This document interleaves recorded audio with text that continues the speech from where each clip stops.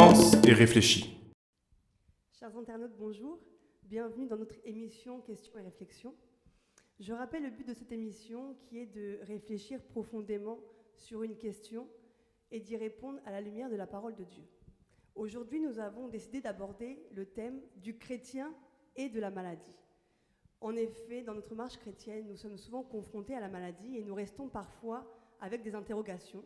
C'est pourquoi nous avons invité le pasteur Moshe avec nous pour nous éclairer sur ce sujet. Bonjour pasteur Moshe. Bonjour. Vous allez bien? Très bien par la grâce de Dieu.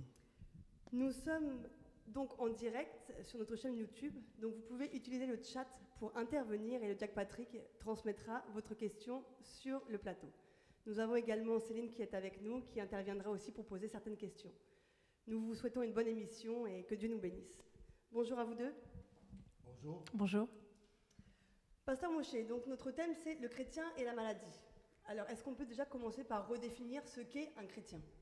Un chrétien, c'est quelqu'un qui a reconnu qu'il était un homme pécheur, voué à la perdition éternelle, et qui a saisi le message de l'Évangile, c'est-à-dire la bonne nouvelle, comme quoi Jésus est mort à la croix pour nos péchés, et que nous pouvons recevoir le salut gratuitement en croyant en lui. C'est ça le chrétien. Donc il reçoit le salut gratuitement en Jésus, il est pardonné de ses péchés, et commence une vie nouvelle par la résurrection de Jésus pour aller au ciel plus tard.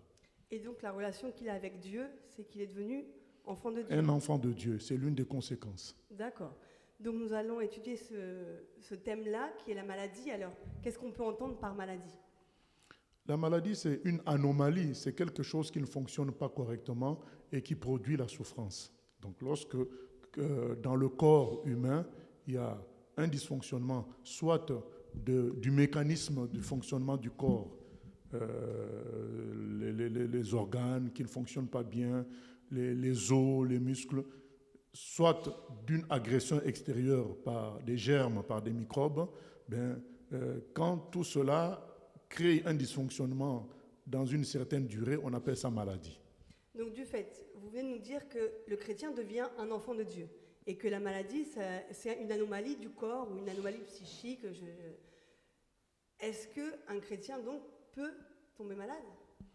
Alors, lorsque Jésus nous a sauvés, il nous a pardonné, nos péchés ont été pardonnés et nous avions, puisque l'être humain est composé de l'esprit, de l'âme et du corps, notre esprit a été régénéré. Donc, il a subi une forme de résurrection parce que lorsque Adam avait péché, notre esprit était mort.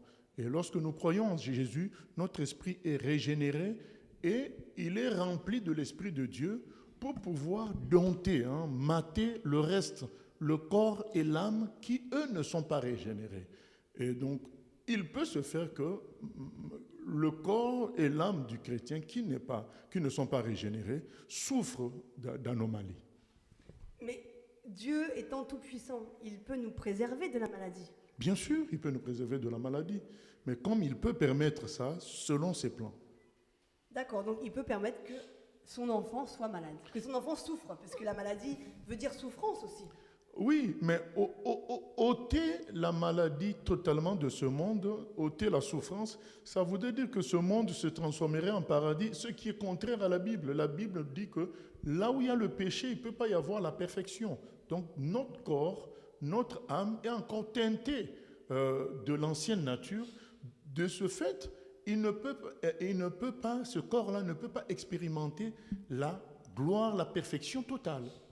Voilà, donc et cette imperfection peut ouvrir des portes à des maladies. Mais j'ai le souvenir qu'en Égypte, quand il y a eu les plaies d'Israël, il y a des fois, les plaies d'Égypte, pardon, il y a des fois, Dieu a épargné son peuple.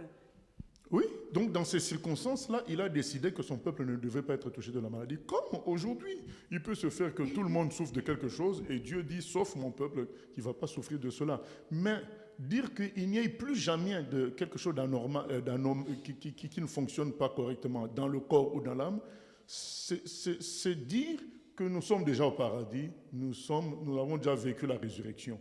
Du moment que nous n'avons pas encore vécu la résurrection, notre corps est encore faible. Voilà. Il peut subir des choses qui le détériorent, Dieu permettant cela. Parce que Dieu peut empêcher cela. Mais s'il empêchait tout, ça voudrait dire que finalement, nous sommes déjà au paradis. Or, ce n'est pas le cas. Nous devons comprendre que nous sommes encore sur terre. Alors j'ai une question par rapport à ça, puisque toute maladie vient du fait qu'il y a le péché sur terre, si j'ai bien compris, que la terre n'est pas le paradis. Est-ce que toute maladie a forcément une origine spirituelle ? J'ai un rhume, est-ce que obligatoirement, en réalité, la cause est spirituelle ? Alors, nous devons différencier deux cas. Il y a les anomalies qui sont entrées dans le monde, comme les éruptions volcaniques, les tremblements de terre, les tempêtes, les cyclones, tout ce qui produit la souffrance, la destruction, comme la maladie, est venu généralement du péché que Adam, notre papa, avait commis. Donc, étant le Seigneur en quelque sorte de l'univers et ayant péché, il a contaminé tout l'univers par la destruction, par le mal qui vient donc de ce péché-là d'origine. Mais il y a malgré tout des maladies qui, à notre époque, ne viennent pas forcément du péché général d'origine, mais qui viennent du péché commis par la personne elle-même ou des négligences commises par la personne elle-même. Donc, il y a les deux cas. Il y a la maladie qui vient du péché en général et la maladie qui vient du péché ou des négligences produites par une personne. Donc, est-ce que quand je suis malade de n'importe quoi, grave ou pas grave, est-ce que je dois remettre la chose à Dieu en demandant si j'ai péché ? Dans un premier temps, comment je me comporte ? Si nous sommes inspirés à demander si nous avons péché, eh bien nous le faisons. Mais si nous sommes convaincus que nous n'avons pas, il n'y a pas de souci spirituel et que c'est une grippe qui passe dans la région, c'est un rhume qu'on a attrapé en contamination d'un ami ou d'un frère dans la maison, voilà, c'est à nous de discerner ces choses-là. Si nous estimons que là, ça dure trop, là, il y a un problème, c'est répétitif, pourquoi pas en parler avec Dieu? Peut-être que ça aurait une origine spirituelle. Nous le faisons. Et j'avais encore une question par rapport à ce que dit Mylène. Donc effectivement, Israël avait été préservé de certaines maladies lorsqu'ils étaient en Égypte. Est-ce qu'on doit considérer que quand on va être envoyé en mission en tant que chrétien, obligatoirement, on sera préservé? Par exemple, je vais au milieu des lépreux leur prêcher l'évangile. Est-ce que je dois considérer que je ne dois pas être atteinte de la lèpre? Pas forcément. Nous, les chrétiens, justement, nous parlons du chrétien de la maladie. Les chrétiens, nous sommes basés sur la Bible. La Bible ne nous dit pas que sur terre, nous n'aurons plus jamais aucune maladie. Il n'y a pas ça. La Bible nous dit tout simplement que par les meurtrissures de Jésus, nous sommes guéris. Alors, mais est-ce que ça veut dire, cette phrase-là, que nous ne tomberons plus jamais malades? Ce n'est pas ce qui est écrit.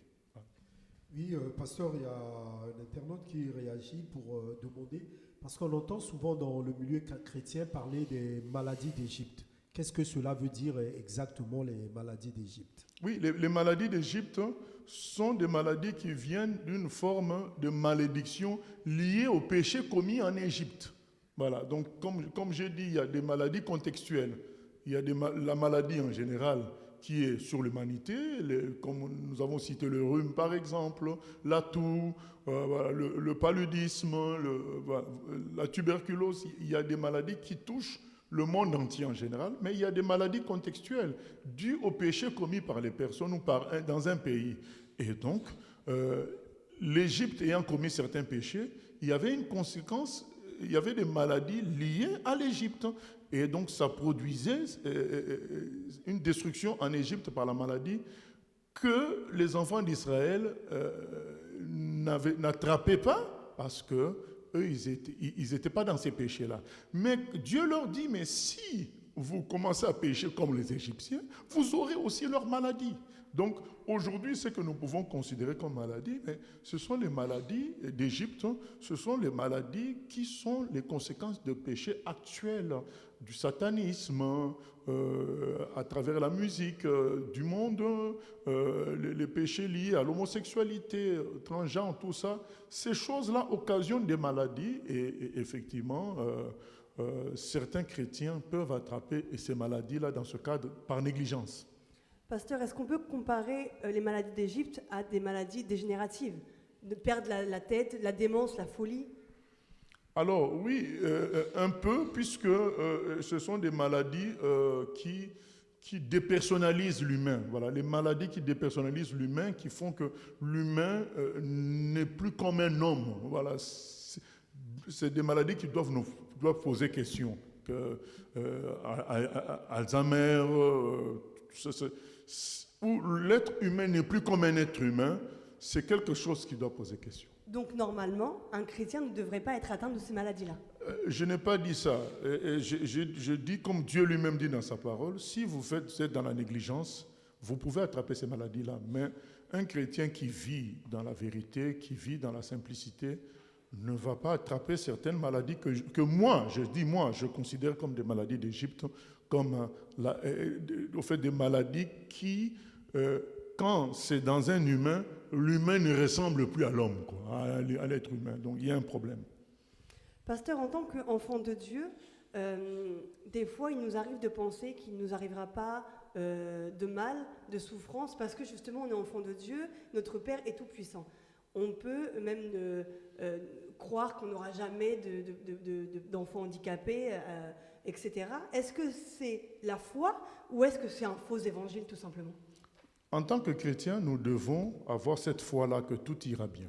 C'est très, très important. Il est écrit, le juste vivra par la foi. Le chrétien ne doit pas s'imaginer les mauvaises choses. Le chrétien doit considérer que Dieu pourvoira ses besoins, il sera bien, il sera en bonne santé, conformément c'est ce que est la volonté de Dieu. Le frère Jean nous dit dans 3 Jean 2, je souhaite que tu prospères à tous égards et sois en bonne santé, qu'on prospère l'état de ton âme. Donc c'est le souhait de Dieu que nous soyons en bonne santé, que nous prospérions en tout. Toutefois, le chrétien ne doit pas considérer, quand l'épreuve arrive, que c'est quelque chose de méchant de la part de Dieu. Il doit savoir que derrière l'épreuve, derrière la souffrance, il y a le plan de Dieu qui fonctionne en sa faveur. Est-ce que Dieu prévient ? Par exemple, comme disait Mylène, l'exemple de l'enfant handicapé, une femme est enceinte, elle est dans la foi que tout se passera bien, et puis parfois il peut y avoir le choc si en tant que chrétien on a peut-être proclamé que tout se passera bien, et puis finalement l'enfant arrive handicapé. Est-ce que Dieu prévient ? Oui, Dieu peut prévenir, mais souvent on n'y prend pas garde, puisque ça paraît être une mauvaise nouvelle, mais Dieu peut prévenir, mais dans tous les cas, le juste doit vivre par la foi. Nous devons toujours avoir foi que les choses vont bien se passer. Oui, il y a une question Internet. Tout à l'heure, tu as parlé de maladies contextuelles liées au péché. Est-ce qu'on peut considérer le sida comme étant une maladie contextuelle liée à l'homosexualité ? Je ne pense pas, puisque, il y a plusieurs théories par rapport au sida, hein, donc ça peut être quelque chose d'organisé pour créer des dépopulations. Voilà, je ne peux pas dire que le sida soit une maladie liée à l'homosexualité. Par contre, puisque les hétéros les attrapent plus que les homosexuels en quantité, au fait, en quantité. Voilà. Et par contre, il y a toute une série de comportements qu'on retrouve en Occident, notamment l'homosexualité, le transgenre, tout ça, qui montrent aussi qu'il y a des maladies qu'on retrouve beaucoup plus fréquemment en Occident qu'ailleurs. Et justement, par rapport au sida, vu qu'au début, on avait qualifié cette maladie, que c'était plus les homosexuels qui l'attrapaient. Voilà pourquoi l'internaute dit, est-ce que... Au début, mais la suite nous a montré que c'est les pays où même on rejette l'homosexualité gravement, où il y a le sida en grande quantité. Le sida en grande quantité, c'est en Afrique du Sud, Ouganda, à l'époque Ouganda, je ne sais pas si c'est encore aujourd'hui. En tout cas, actuellement, c'est Afrique du Sud, Botswana. Et donc, c'est les pays du sud de l'Afrique. Mais ce sont des pays où l'homosexualité est pratiquement interdite. Voilà, donc ça montre que ce n'est pas la maladie des homosexuels. Mais au début, comme nous pensons qu'il y a... Au fait, il y a des théories là-dessus sur le fait que ça a été répandu exprès du côté des homosexuels pour tester des choses. Donc, voilà, donc ça, c'est ce que les gens disent. Est-ce qu'une maladie mentale est-elle une porte ouverte aux mauvais esprits, Ou à l'inverse, ce sont forcément les mauvais esprits qui sont à l'origine des maladies mentales? Pour moi, à 90%, puisque nous parlons de maladies mentales, à 90%, c'est des domaines qui ne touchent pas le corps. À 90%, je pense qu'il y a les esprits. Mais il y a les 10% qui sont liés au fait que je ne suis pas Dieu pour répondre à tout. Voilà, donc à 90%, je pense que les maladies mentales sont un travail de mauvais esprits qui trouble la conscience. Donc c'est dans le domaine de l'invisible. Maintenant, les 10%, je laisse ça à Dieu parce qu'on ne sait jamais. Voilà, une personne peut, par un choc, par certaines choses qui lui arrivent, attraper une forme de folie. Voilà, je ne peux pas décrire à 100% le mécanisme. À 90%, oui, je dis que c'est lié aux esprits. Mais que peut-on dire des AVC par rapport aux chrétiens? Mais les AVC, c'est comme les autres maladies. Hein. C'est un dysfonctionnement du corps. Voilà, Donc un chrétien peut mourir subitement? Ah oui, un chrétien peut mourir subitement. Au fait, moi, je réponds comme ça, ah oui, puisque je n'ai pas un verset qui dit qu'il ne peut pas mourir subitement. Du moment qu'il n'y a pas un verset qui dit qu'il ne peut pas mourir subitement, voilà, on doit être prêt à apprendre qu'un chrétien est mort subitement. Il y en a même qui sont morts en prêchant. Maintenant, est-ce que c'était de faux? Mais il y a des gens qui, pendant qu'ils prêchent, ils tombent, ils meurent. Et ça, c'est pas un échec? Non, ça dépend. Certains vont considérer qu'il est mort au combat. Donc c'est la gloire même. Et d'autres vont considérer que c'est Dieu qui dévoile la personne qui était un faux. Voilà, donc ça dépend de qui.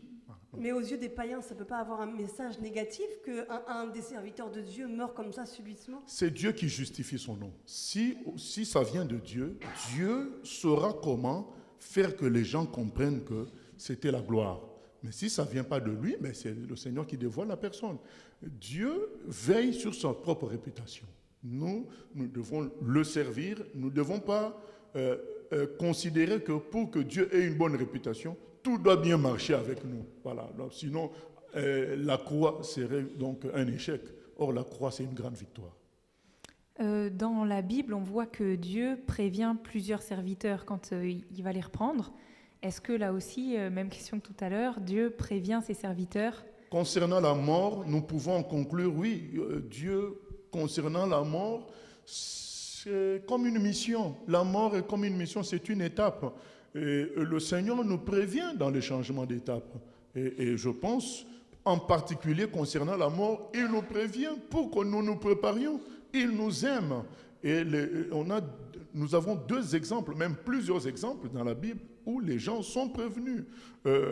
Moïse est prévenu, c'est pourquoi il devait prier pour Josué. David est prévenu, il devait donc mettre Salomon à la charge.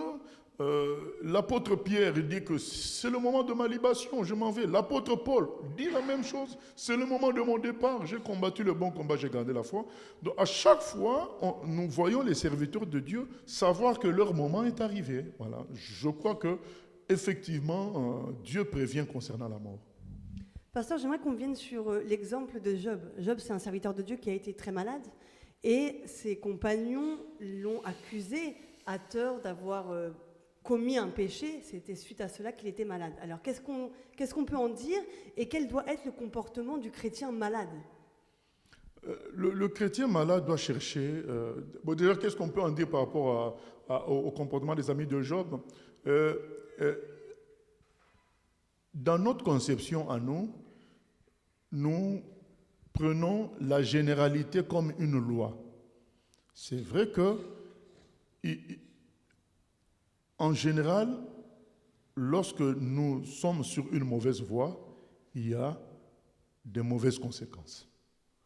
Mais ça ne veut pas dire, parce que nous voyons des conséquences malheureuses, des situations malheureuses, que forcément, il y a une mauvaise voie derrière. Voilà. Donc, nous faisons, ça s'appelle de l'induction. Ce n'est pas de la déduction, c'est l'induction, c'est-à-dire que, puisque quand on est sur de mauvaises voies, il y a souvent a de mauvaises conséquences. On fait l'inverse aussi. On considère que lorsque il y a de mauvaises situations, forcément, il y a... Non, mais ce n'est pas le même sens. Et du coup, les gens, dans notre conception à nous tous, naturel en fait, quand nous voyons le malheur, nous pensons souvent qu'il y a un péché derrière, puisque en général c'est comme ça. Et d'ailleurs, nous avons l'exemple dans Jean 9, les gens ont vu un aveugle de naissance, ils ont posé la question à Jésus, est-ce que ce sont ses parents qui ont péché? Voilà. Puisqu'aussi, dans la parole de Dieu, Dieu prévient que les péchés produiront toutes ces choses-là. Voilà. Mais dans cette même parole, nous avons des exemples qui nous montrent que certaines maladies et certaines souffrances ne sont pas venues du péché. Et donc le chrétien, quand il est malade, il doit chercher la guérison à cause des meurtrissures de Jésus. Dire, Seigneur Jésus, guéris-moi à cause de tes meurtrissures. Maintenant, si ça traîne, il doit chercher la face de Dieu, en parler à Dieu, mais pourquoi je souffre? Est-ce que j'ai péché? Révèle-moi que je me repente. Voilà ce que le chrétien doit faire. Mais par rapport à son attitude, est-ce que le chrétien malade doit être honteux par rapport... Ah, pas du tout. Nous, notre joie, notre gloire, c'est Jésus. Ce n'est ni la bonne santé, ni l'argent, ni le nombre qui nous suit. Non, la joie du chrétien, c'est d'être avec le Seigneur. Ce n'est pas d'être en bonne santé. Donc, un chrétien malade doit garder la fierté en Christ, la dignité en Christ, parce que Christ n'est pas malade, Dieu n'est pas malade, Dieu reste Dieu, il est assis sur le trône.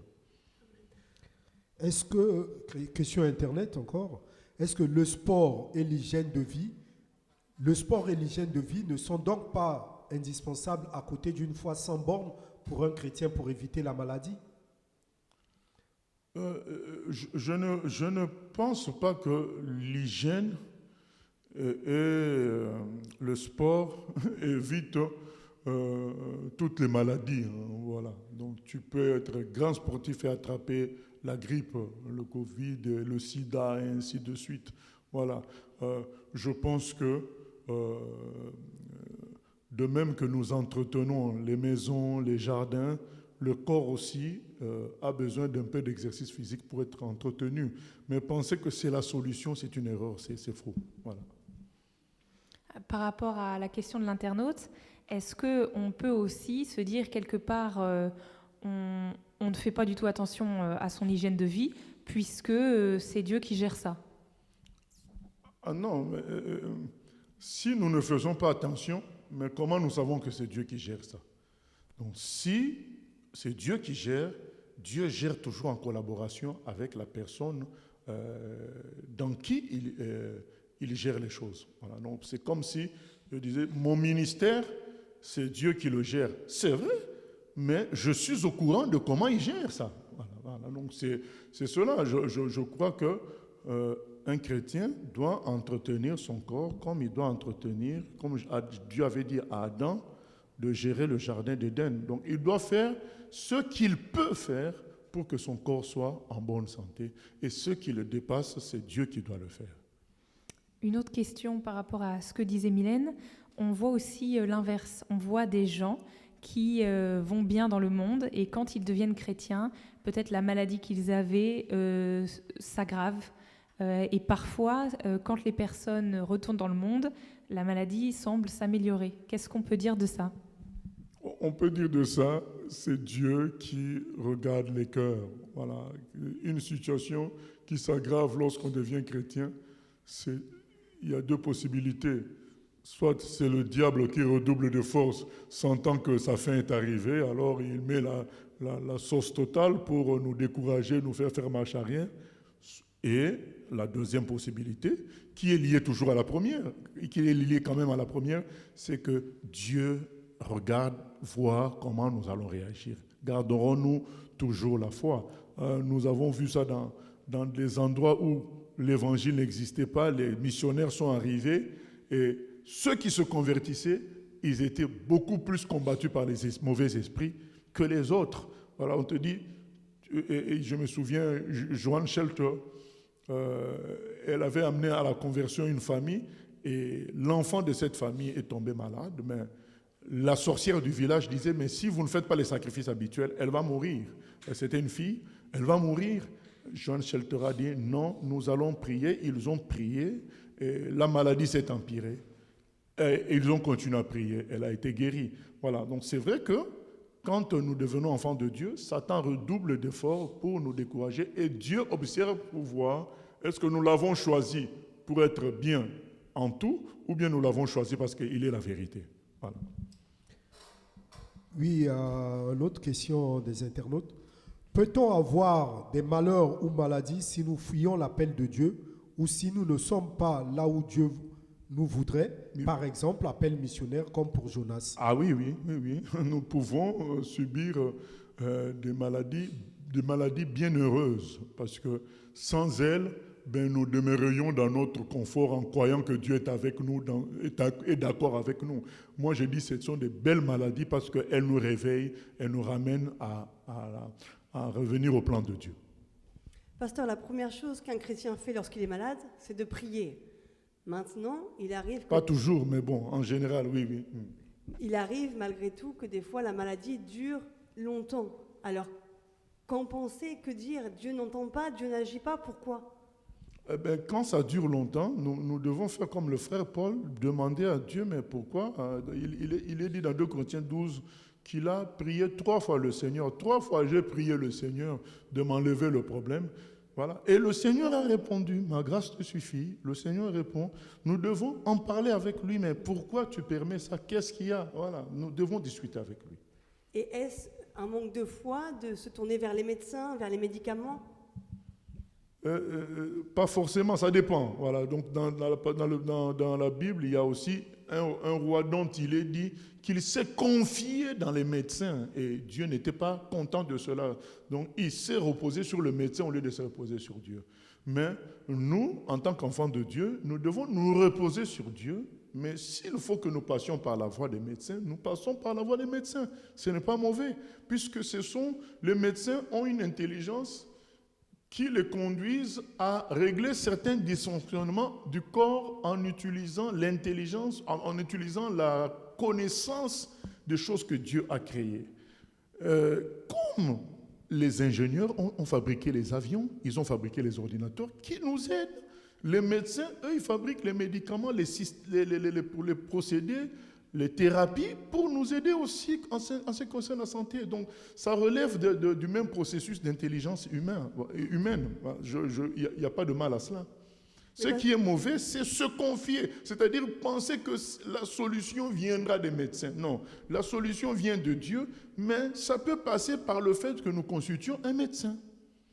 Voilà. Et quelles recommandations donc, vous nous donnez donc, par rapport à une migraine, un mal de ventre ou quelque chose qui est anodin, on va dire?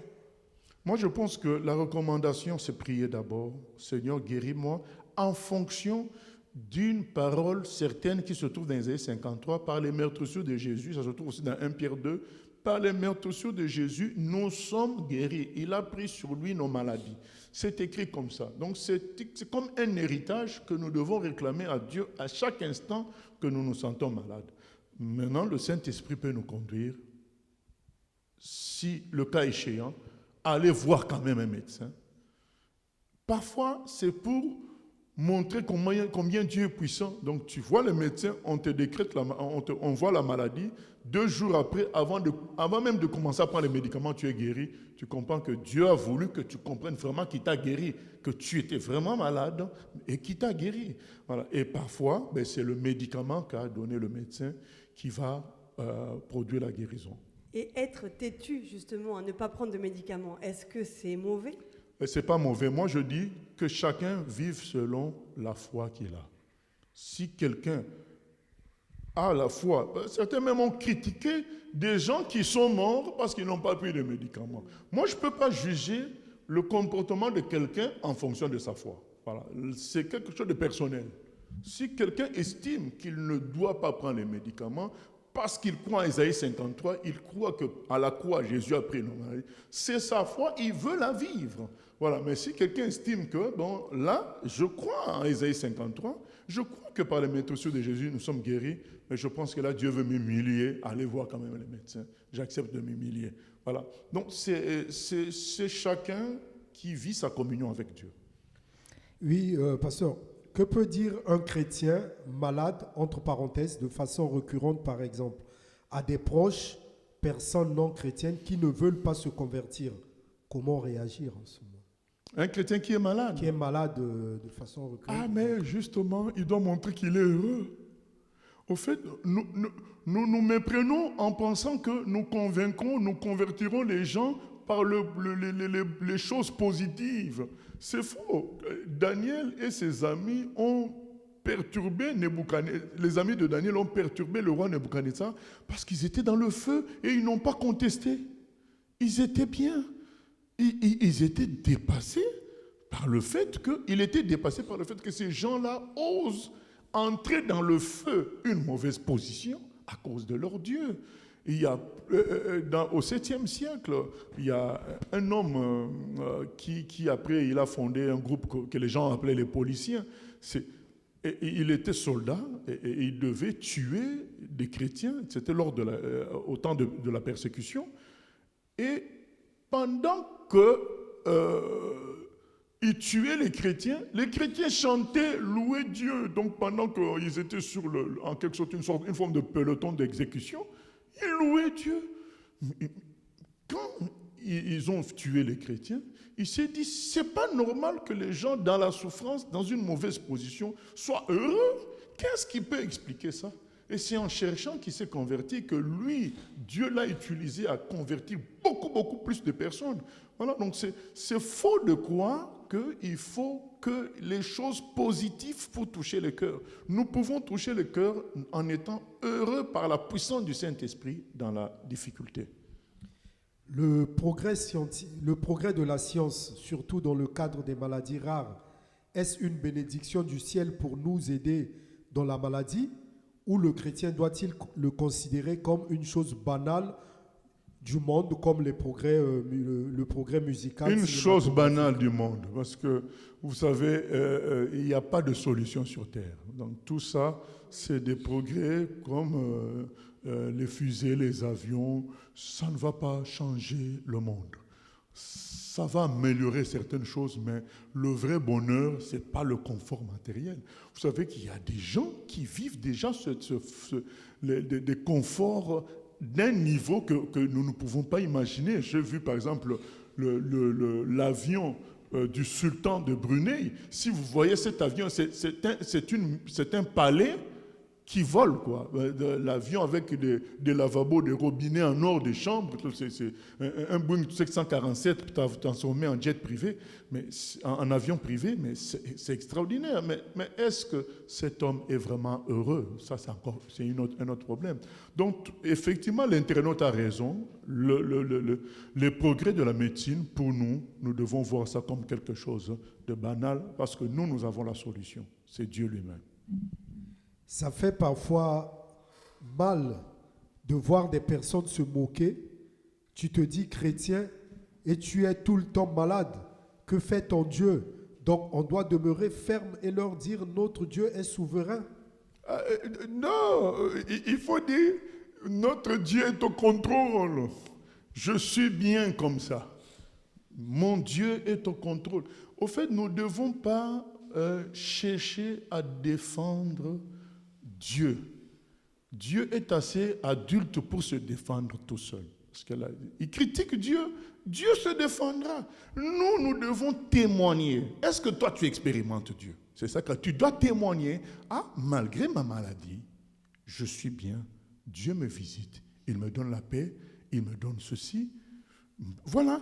C'est ça que nous devons témoigner. Nous devons témoigner de Dieu, mais nous ne devons pas présenter aux gens le paradis sur terre, parce que le paradis n'est pas sur terre. C'est l'erreur de beaucoup de chrétiens qui veulent que tout aille bien pour avoir comme une force de témoignage. Pas du tout. Notre témoignage, c'est témoigner Dieu. Ce n'est pas témoigner notre bonne santé, notre réussite, mais c'est témoigner Dieu. Oui? Je reviens sur l'affaire de la foi et des médicaments.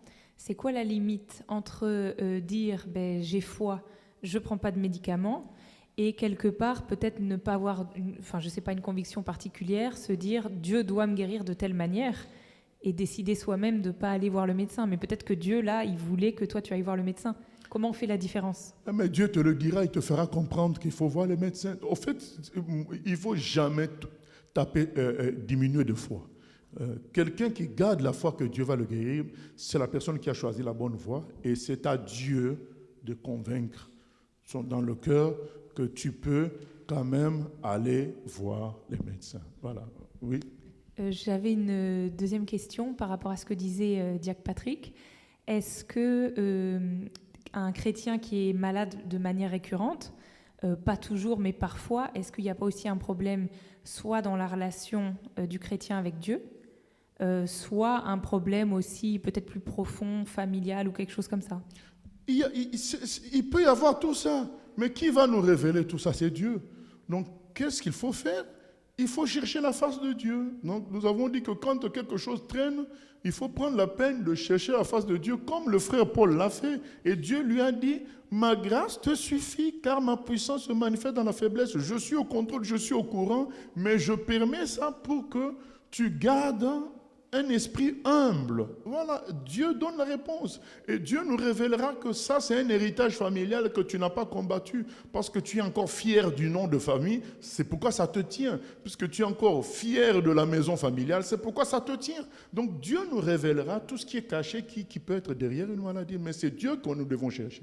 Et quand il y a quelque chose comme ça qui vient d'un héritage familial, qu'on a vraiment, en tout cas au moins la sensation d'avoir tout coupé, d'avoir tout cédé à Dieu, et que cet héritage-là, malgré tout, semble se manifester davantage au fur et à mesure de la chrétienté.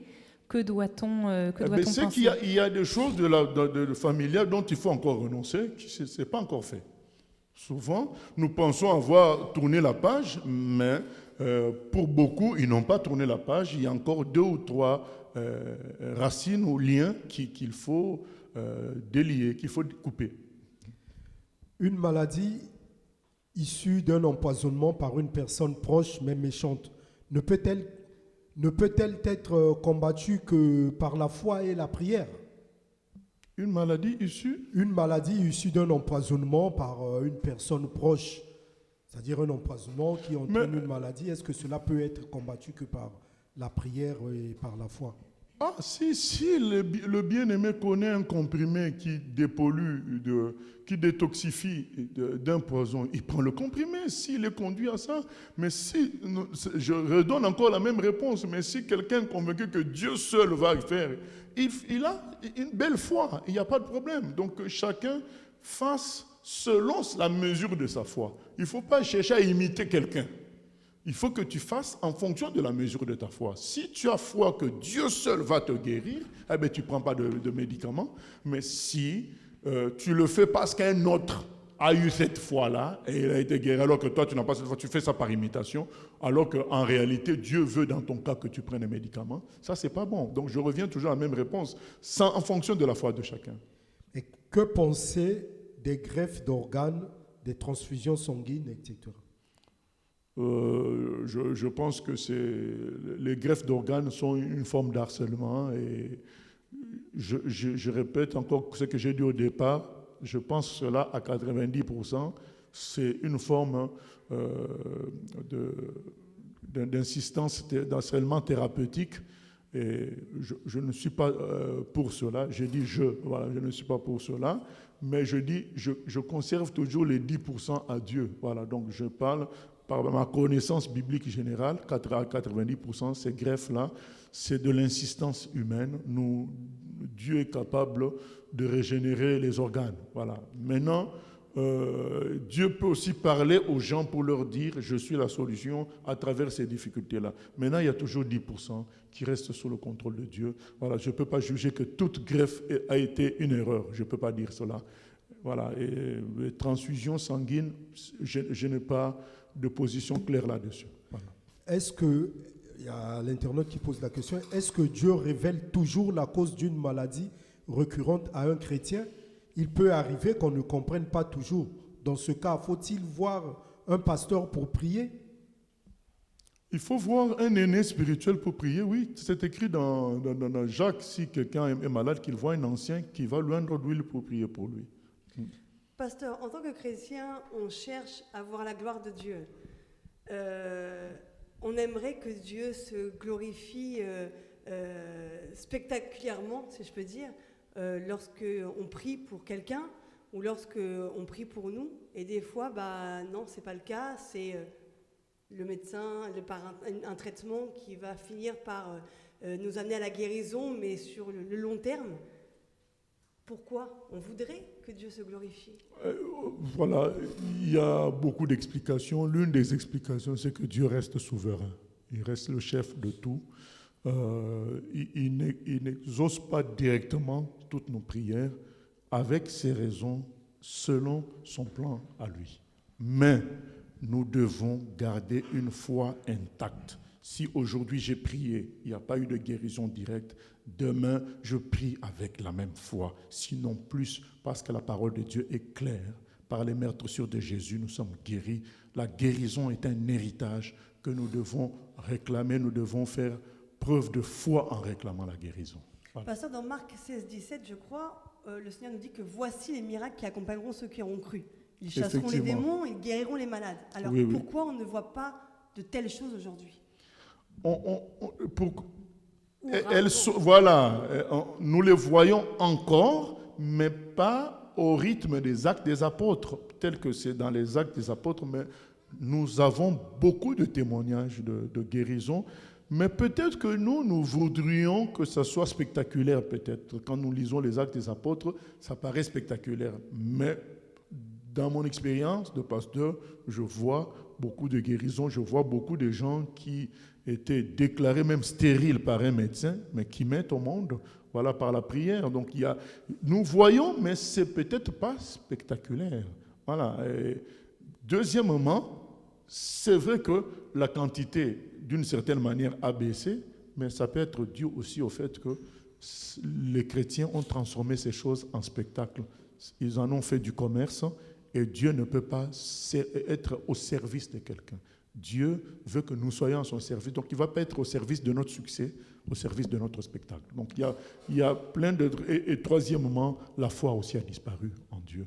Parce qu'il y a des gens qui ne croient pas que Dieu va pourvoir à leurs besoins de tous les jours, mais ils veulent prier pour qu'il y ait un miracle. Mais si tu ne crois pas que Dieu peut te nourrir sans argent, comment tu veux que Dieu fasse le miracle sur quelqu'un quand tu pries? Voilà, donc la foi aussi a baissé, ce sont des réalités. Pasteur, il y a des assemblées chrétiennes qui font des séminaires de guérison. Est-ce biblique? Des séminaires de guérison, nous ne pouvons pas décider de la guérison des gens. Nous pouvons prier pour les gens, mais nous ne pouvons pas décider, prévenir les gens qui seront guéris, c'est prendre la place de Dieu. Voilà, nous devons annoncer la parole, dire que quand nous avons foi au Seigneur, il exauce nos prières et quiconque est malade, nous allons prier que Dieu agisse, pas de problème. Mais dire à l'avance qu'ils seront guéris, ce n'est pas écrit. C'est se mettre à la place de Dieu. C'est pas la foi. Non, ce n'est pas la foi, c'est vouloir prendre la place de Dieu. Et je pense que à notre âge, nous avons vu beaucoup de déceptions dans ces prétendus séminaires, des gens en ressortir non guéris, alors qu'ils avaient la promesse qu'ils seraient guéris. Ce n'est pas bon. Ils ont déçu la foi de beaucoup de personnes et ils ont tué parfois les leurs, parce que ne voyant pas tout ça, certains s'entêtent à continuer, mais ce n'est pas bon. Nous devons prêcher l'évangile. C'est en prêchant l'évangile qu'en même temps, le Seigneur guérit les gens. Ce n'est pas l'inverse. Par rapport à la question de Céline de tout à l'heure sur l'héritage familial, sur l'héritage familial, pardon, il y a une question qui vient. Par rapport à la question de Céline sur l'héritage familial et la maladie, connaissez-vous les autels de Baal? Est-ce efficace de renverser les autels de Baal des parents? Waouh, ça sont des expressions encore inventées par certaines personnes pour faire du nouveau. Mais non, ces parents-là n'ont même pas connu Baal, quoi. Voilà. Baal, c'est un dieu de la Mésopotamie là-bas. C'est pas un dieu européen ou africain ou américain. Voilà. Je crois qu'il faut tout simplement dire que les parents ont commis des péchés qui peuvent avoir une conséquence jusqu'à nous. Mais il ne faut pas créer, inventer des termes, hôtel de Baal, ainsi de suite. Voilà. Que pouvons-nous faire lorsque nous avons un enfant, en parenthèse de moins de 10 ans, malade d'un cancer rare?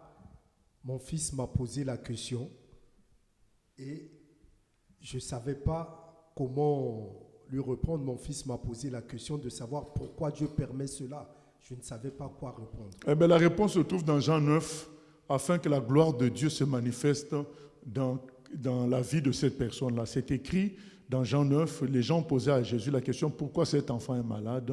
Est-ce que ce sont ses parents ou lui-même qui ont péché? Jésus a dit, c'est afin que les œuvres de Dieu se manifestent dans la vie de cette personne. Tout ce que nous voyons de négatif sur terre, ça appelle, ça attire l'action divine. Nous devons saisir ça et chercher Dieu. Mais si nous nous entêtons, comme le vol, il y avait 2 voleurs à la croix. Il y a un qui a fléchi, j'allais dire fléchi les genoux, fléchi son cœur pour dire, Seigneur Jésus, tu es ma solution. Reviens me chercher quand tu viendras dans ton règne. Prends-moi aussi. Et l'autre a dit, ah ben non, si tu es vraiment roi, eh ben, sauve-moi, sors-nous de la croix et toi-même. Au fait, c'est là le problème de beaucoup de personnes. Mais si Dieu existe, pourquoi un cancer chez un enfant? Qu'il sauve cet enfant-là. Là, on verra bien qu'il est bon. Mais Dieu nous dit dans sa parole que le mal s'est répandu sur terre et ce mal s'est répandu pas mathématiquement pour qu'on prévoie ici ça va être comme ceci et là-bas comme cela. Le mal n'est pas rationnel. Donc il va toucher un tel dans le vol, il va toucher l'autre dans la violence, il va toucher encore un autre dans le cancer, ainsi de suite. Le mal s'est réparti d'une manière irrationnelle. Seul Dieu connaît ces choses-là. D'ailleurs, c'est écrit, c'est le mystère de l'iniquité. Voilà. Et ça peut faire qu'un enfant naisse handicapé comme ça. Ce que nous devons nous dire, c'est comme le deuxième voleur à la croix. Jésus, tu es ma solution, interviens dans cette affaire. Voilà. Que ta volonté s'accomplisse dans ma vie. Que les gens cherchent Dieu à travers cela. Est-ce que l'insémination artificielle, la PMA ou fécondation in vitro pour une chrétienne qui ne parvient pas à concevoir naturellement peuvent-elles être considérées comme un médicament? Non, ce n'est pas des médicaments, c'est de l'insémination artificielle. Il y a des bébés qu'on tue. Ils font une sélection en tuant des bébés. C'est pas bon, c'est un péché, c'est pas bon. Par rapport à la question des enfants, si donc des parents chrétiens ont un enfant, par exemple, je ne sais pas, il y a de l'hyperactivité, donc on sait que le traitement est donné aux enfants, ils sont encore jeunes, c'est assez lourd, sachant que ce n'est pas moi, c'est mon enfant, qu'est-ce que je dois faire? Est-ce que je dois partir du principe de seulement prier? Est-ce que je décide quand même de donner les médicaments en même temps? Que faire? Il y a beaucoup de choses qu'aujourd'hui on traite qui ne sont... ce n'est pas nécessaire de traiter les enfants en leur donnant des médicaments contre l'hyperactivité. C'est des choses qu'on doit traiter dans la prière, c'est des choses psychiques. Donner des médicaments pour endormir l'esprit de quelqu'un, ce n'est pas bon, ce n'est pas biblique. Il faut prier et chercher la face de Dieu pour que la maison soit une maison qui fasse que ces choses-là s'arrêtent. Mais beaucoup d'enfants ont été détruits par ces médicaments-là qui endorment le psychisme de l'enfant. Ce n'est pas bon. Et je reviens sur ce que disait Mylène sur le fait qu'on voudrait voir, comme ça se passait avec Pierre, il passait son ombre, guérissait les malades. Est-ce qu'on devra attendre le réveil pour ça? Ah non, déjà on ne doit pas attendre le réveil pour ça, mais Pierre n'a jamais cherché ça. C'est ça qu'il faut aussi que les bien-aimés, les chrétiens comprennent que la plupart des choses que les apôtres ont vécues, ils les ont jamais cherchées comme telles. C'est le Saint-Esprit qui a agi. Il faut que nous aussi, tout ce qui concerne des mouvements de masse, des mouvements extraordinaires en grande quantité, doit être laissé au discernement, à la souveraineté de Dieu. Nous devons pratiquer une foi de tous les jours conformément à la parole. La parole dit, vous imposerez les mains aux malades, ils seront guéris. Je pratique ça. Mais ce que Paul a vécu, que par ses mouchoirs les gens soient guéris, je ne peux même pas le demander, puisque Paul ne l'a pas demandé. Donc nous devons faire attention à ce que nous demandons. Nous devons pratiquer ce qui est écrit. Ce qui est écrit, c'est avoir foi que si je prie pour quelqu'un, la personne sera guérie. Je dois avoir foi que en prêchant la parole, le Saint-Esprit touchera le cœur. Mais demander à ce que les choses se fassent comme ça s'est fait pour Pierre, comme ça s'est fait pour Paul, comme si c'est ça la vérité. Non, nous devons demander à ce que Dieu touche le maximum de personnes, guérisse le maximum de personnes pour manifester sa gloire. Pas pour que nous nous sentions comme les Paul ou les Pierre, mais pour que Dieu manifeste sa gloire. Il faut que nous recentrions les choses sur Dieu lui-même. Pasteur, en Occident et notamment en France, beaucoup de gens sont touchés par la dépression. Est-ce qu'un chrétien peut être touché par la dépression ? Nous devons, dans les choses spirituelles, psychiques, chercher toujours les supports. Il y a souvent un support dans tout ce qui est dépression, maladie psychique, et ça peut être des pratiques magiques, ça peut être le support qui fait entrer les mauvais esprits, ça peut être l'orgueil, un orgueil qui est tel que les choses ne se sont pas passées comme nous l'aurions voulu, et ça fait comme un craquement, un craquellement psychique, donc quelque chose qui se brise, et nous devenons, notre personnalité est brisée, et ça, les esprits prennent possession de cette personnalité. Donc à chaque fois, nous devons, face aux choses, réaliser quel est le problème. Et souvent, c'est l'orgueil le problème. Que quand l'orgueil, l'amour pour soi-même, ses intentions, sa personnalité est humiliée, brisée, et que nous n'avons pas accepté ça, eh bien, ça crée souvent les maladies psychiques. Et donc, en Occident, les gens n'ayant pas Dieu pour les soutenir, donc face aux difficultés de la vie, eh bien, ils craquent. Et les esprits les amène à la dépression et beaucoup de choses de ce genre-là. Mais à nous, à chaque fois, de chercher dans les dépressions quel a été le support et traiter ce support-là pour être libéré. Pasteur, dans la Bible, on voit qu'on amenait souvent les malades à Jésus et il les guérissait. Ce n'étaient pas forcément des gens qui croyaient véritablement en lui, mais il les guérissait. Aujourd'hui, nous, il peut s'avérer qu'on prie pour des personnes inconverties, mais Dieu ne guérit pas. Dieu ne guérit pas, oui, parce que quand les bien-aimés ont prié pour les inconvertis, rappelons-le, ils étaient conduits par le Saint-Esprit. Nous, malheureusement, nous faisons beaucoup de choses par comparaison. Nous devons être conduits par le Saint-Esprit pour savoir si là, je prie pour la guérison ou pas. Jésus, à son époque, à Nazareth, il n'avait pas fait beaucoup de miracles. D'ailleurs, il leur avait dit, vous me direz le même langage. Fais ici ce que tu as fait ailleurs, qu'on a entendu. C'est la preuve qu'il n'a pas fait beaucoup. Donc, nous avons une fausse image de penser qu'Élisée, Jésus, les apôtres guérissaient tout le monde et partout. Non, c'est faux. Ils faisaient les choses en fonction du Saint-Esprit. Voilà. Oui, d'accord, mais un proche à nous qui est malade, qu'on voit qui va vers la mort, on prie pour lui et on voudrait que le Seigneur se glorifie, qu'il puisse voir la gloire de Dieu et qu'il se convertisse. Mais ce n'est pas forcément le cas à chaque fois.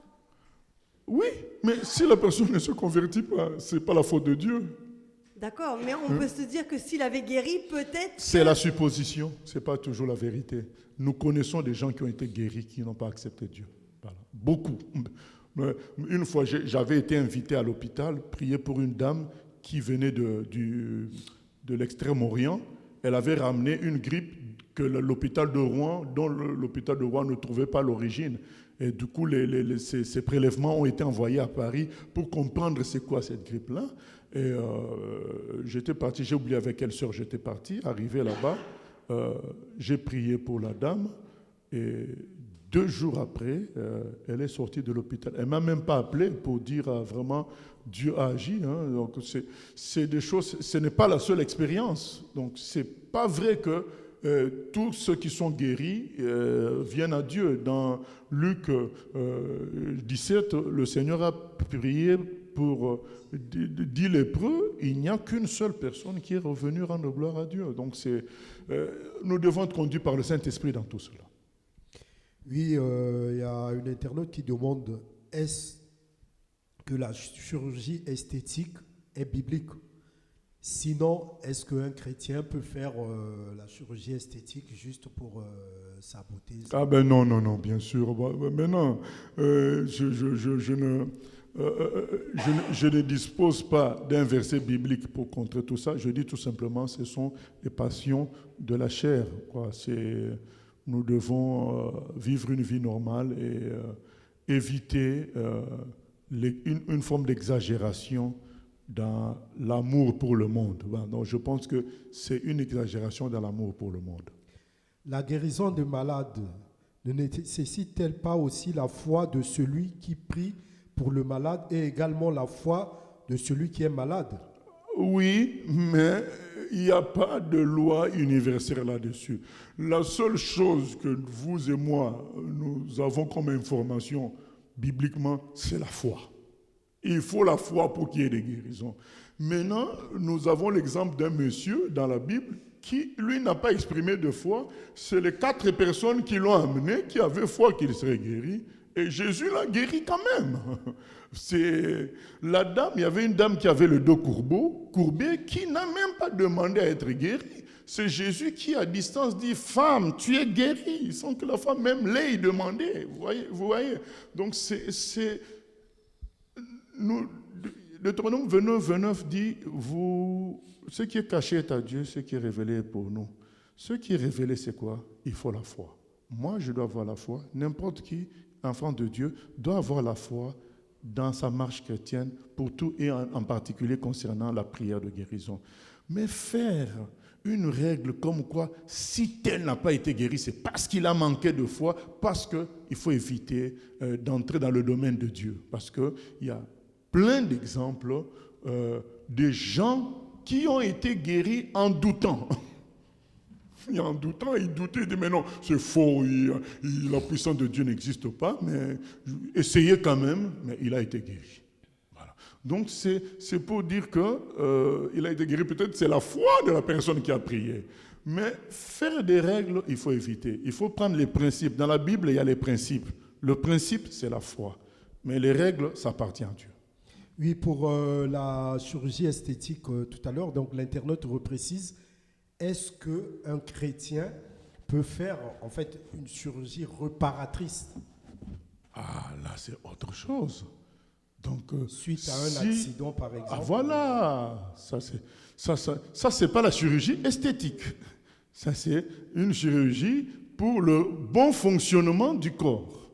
Voilà. Donc, du coup, on répare, on peut mettre des tissus là où ça a manqué à cause de l'accident, à cause de la maladie. Ça, c'est la chirurgie réparatrice. Mais la chirurgie esthétique, c'est fait pour des besoins esthétiques. Donc, de paraître. Et donc, c'est pas bon. J'ai aussi une question qui est hors sujet, que je poserai à la fin. Il y a une autre question également. Est-ce que l'homéopathie ouvre-t-il des portes spirituelles? Bien sûr, des portes démoniaques, puisque l'homéopathie n'a pas de base scientifique. Donc, si quelque chose n'a pas de base scientifique, donc ça veut dire que le produit qu'on te donne n'a pas une molécule qui guérit. Donc, tu vas être guéri comment alors? Et si on vous donne les procédés, ce n'est pas le thème d'aujourd'hui, si nous donnons le processus de fabrication de produits homéopathiques, il y a une partie spirituelle dedans. C'est le fondateur de l'homéopathie qui le dit. Donc, dans la succussion et la dynamisation, dans leur fabrication de médicaments, il y a comme un appel à une puissance extérieure. Voilà. Pasteur, une dernière question, parce qu'on arrive à la fin. Dieu peut-il guérir toutes les maladies? Bien sûr, il peut. Mais si quelqu'un peut ressusciter un mort, la mort, c'est la championne de toutes les maladies. La mort est plus forte que le cancer, la mort est plus forte que l'Alzheimer. Donc, la championne de toutes les maladies, c'est la mort. Mais Dieu peut ressusciter un mort, alors il peut guérir toute maladie. Donc, il y a un internaute qui réagit, il dit « On voit plus des guérisons miraculeuses dans des pays qui n'ont pas de système médicale comme en France. Là-bas, on voit beaucoup de guérisons miraculeuses. Ça, c'est un internaute qui le dit. Et puis, l'autre question qui est hors sujet. Oui, mais on prend le hors sujet, mais on finira par ce qui est dans le sujet. La question qui est hors sujet, donc la personne voulait savoir comment évangéliser une personne qui n'a pas toutes ses capacités mentales. Peut-elle accepter librement le Seigneur? Oui, nous devons prêcher la parole. Le Saint-Esprit a la capacité d'entrer dans un niveau que nous n'entrons pas. D'ailleurs, c'est valable pour même les gens qui ont toutes leurs capacités. C'est-à-dire que parler ne suffit pas. Il y a une partie de l'être humain que c'est le Saint-Esprit peut atteindre par les paroles que nous avons dites. D'ailleurs, nous voyons bien que quand nous parlons, les réactions ne sont pas les mêmes. Il y a des gens qui sont touchés et d'autres pas. Donc, il y a une partie qui nous dépasse, qui n'a rien à voir avec la partie extérieure où nous parlons. Donc, cette partie-là, c'est réservé au Saint-Esprit. Du coup, nous pouvons parler à quelqu'un qui est dans le coma, nous pouvons parler à quelqu'un qui est fou. Il y a une partie que le Saint-Esprit va transporter dans son cœur. Donc, je veux clôturer pour dire, concernant j'ai oublié la question sur la maladie, c'était quoi? Oui, qu'il y a beaucoup de guérisons. Là où il n'y a pas des systèmes comme en Europe, des systèmes de santé, les raisons sont les mêmes. C'est que Dieu est amour, il agit pour le bonheur des humains. Là où ils sont incapables, quand le malheureux crie, l'Éternel entend et agit. Là où ils sont incapables, Dieu pourvoit, Dieu aide. Les raisons sont les mêmes. Là où il y a un système faible, les gens ont tendance à avoir foi en Dieu. Donc, quand il y a une atmosphère de foi, Dieu aussi guérit fortement. Voilà. Donc, et l'autre raison, c'est que Dieu veut manifester sa gloire là où les gens sont humbles. Là où les gens sont humbles, Dieu manifeste sa gloire. Voilà, c'est ça.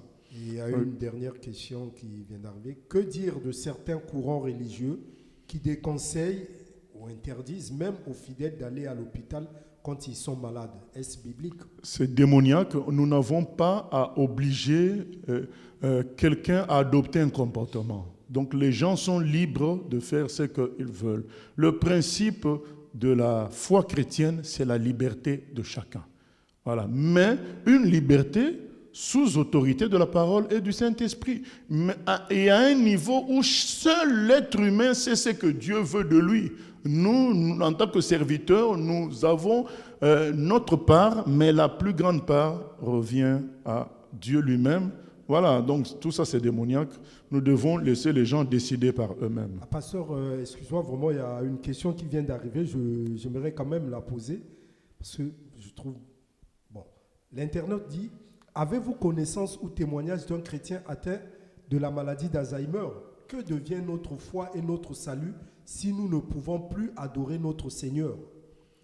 Mais c'est le cas de beaucoup de pasteurs en Occident aujourd'hui. Il y a des pasteurs qui ont été atteints de ça. C'est pourquoi nous n'avons pas de maladies d'Égypte. Donc, c'est-à-dire qu'à force de négliger Dieu en Occident, même les chrétiens subissent ces choses-là. Il faut revenir à la foi simple et foi totale en Dieu. Et oui, nous connaissons des chrétiens qui sont passés par là, des chrétiens officiels, même des pasteurs, voilà, officiellement. Mais voilà, qu'est-ce que ça devient? Ça, c'est Dieu seul qui connaît, quoi. Voilà. Pasteur, un petit mot pour clôturer? Le mot pour clôturer, c'est dire que nous devons avoir foi en Dieu. Peu importe ce qui se passe sur terre, nous devons nous revendiquer notre héritage. Par les meurtrissures de Jésus, nous sommes guéris. Donc la foi que nous devons avoir pour tout, nous devons l'appliquer aussi à la maladie. À chaque fois qu'il y a maladie, présentons le problème à Dieu avec foi. Il a la capacité de changer les choses, sauf si lui-même nous dit que c'est réglé ou qu'il faut le louer simplement, ou alors il nous dit qu'il veut ça pour un objectif comme il a fait pour Paul. Mais en dehors de ces deux cas-là où il te dit c'est réglé, ne t'en fais pas, loue seulement, remercie seulement, ou alors je permets parce que j'ai un objectif là-dessus. S'il n'y a pas ça, nous devons insister revendiquer notre héritage, c'est ça la marque de foi. La marque de foi, c'est demander quelque chose avec assurance parce que, en quelque sorte, nous y avons droit. Voilà. Merci à vous trois. Merci à vous de nous avoir suivis. Nous espérons avoir répondu à toutes vos questions et nous espérons aussi que tout cela contribuera à l'édification de chacun. À bientôt dans une prochaine émission de questions et réflexions. Que Dieu vous bénisse.